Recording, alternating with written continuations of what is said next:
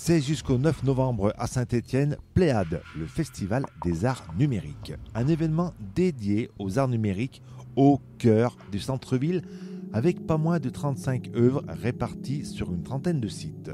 Présentation de cette 4e édition avec Marc Chassobénet, adjoint à la culture à la ville de Saint-Étienne.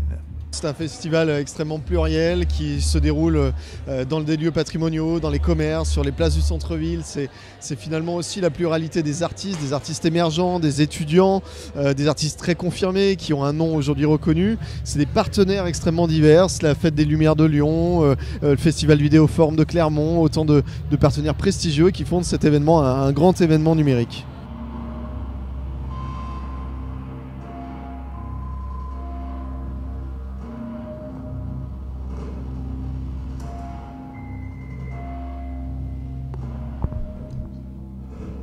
C'est né comment ce festival? Qui a eu l'idée de faire un festival des arts numériques?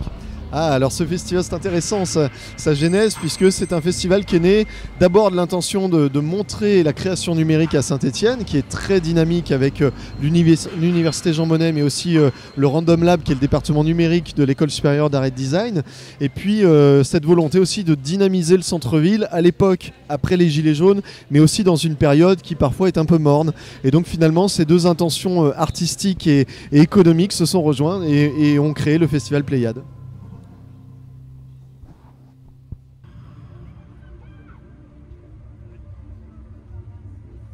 12 œuvres sur les places du centre-ville, dans des lieux patrimoniaux également, 6 lieux patrimoniaux, et puis 10 œuvres dans les commerces stéphanois. Donc c'est aussi une invitation à rentrer dans ces commerces pour y découvrir une proposition culturelle. Des artistes qui viennent de la Loire, qui viennent du département, de France et même au-delà. Au-delà, on a une délégation aujourd'hui qui vient de Pologne, donc vraiment des artistes de tout le territoire. C'est vrai qu'il y a un terreau sur notre territoire, des créateurs qui sont, comme je le disais, issus de nos écoles, qui sont brillants. C'est vrai que sur le territoire national, aujourd'hui, Pléiade est identifié comme un des grands rendez-vous numériques en quelques années, mais effectivement, des collaborations internationales qui naissent et qui naîtront de plus en plus, je le souhaite.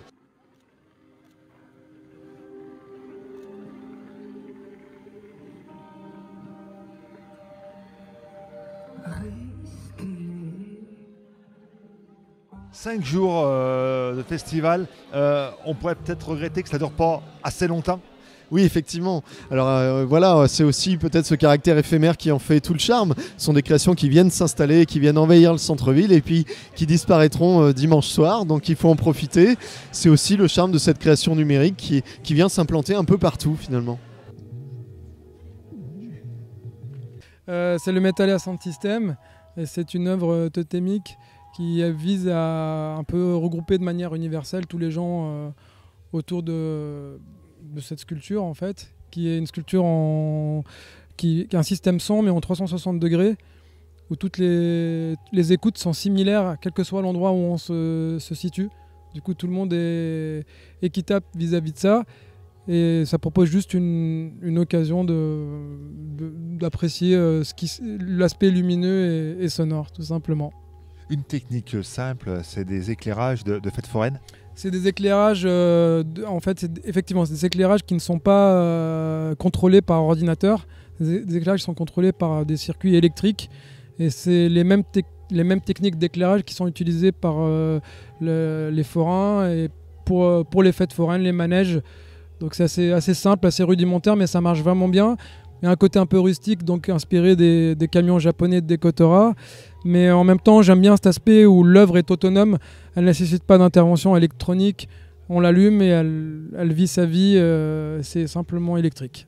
L'inspiration, comme je précisais un peu dans le pitch, dans le désert, dans le désert rocheux, de l'endroit où je navigue, il y a des repères qui sont posés sur les espaces les plus hauts, qui permettent de se repérer pour savoir plus ou moins où on est, au nord, au sud, à l'est.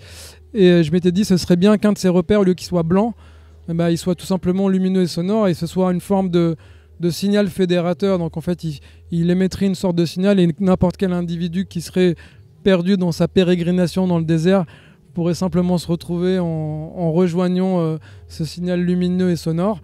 Et de là, en fait, il y a tout un processus créatif qui emmène vers des mises en forme et des réflexions et recontextualiser l'idée en quelque chose, en un concept un peu plus solide, avec des croquis, des ingénieurs, des échanges. Il y a une équipe d'une dizaine de personnes dessus pour arriver à la fin à un résultat qui est appréciable par tout le monde et qui est diffusable surtout.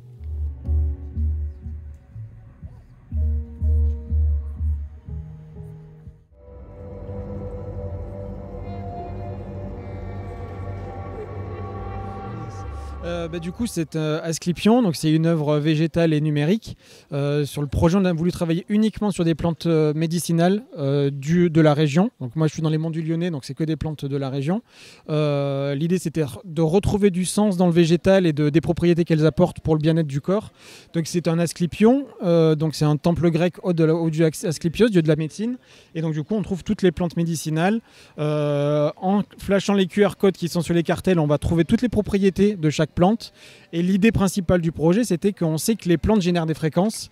Et du coup, ce qu'on a voulu, c'est de traduire les fréquences des plantes en son et en lumière. Donc toute la musique et l'image que vous voyez sur l'œuvre provient directement des plantes.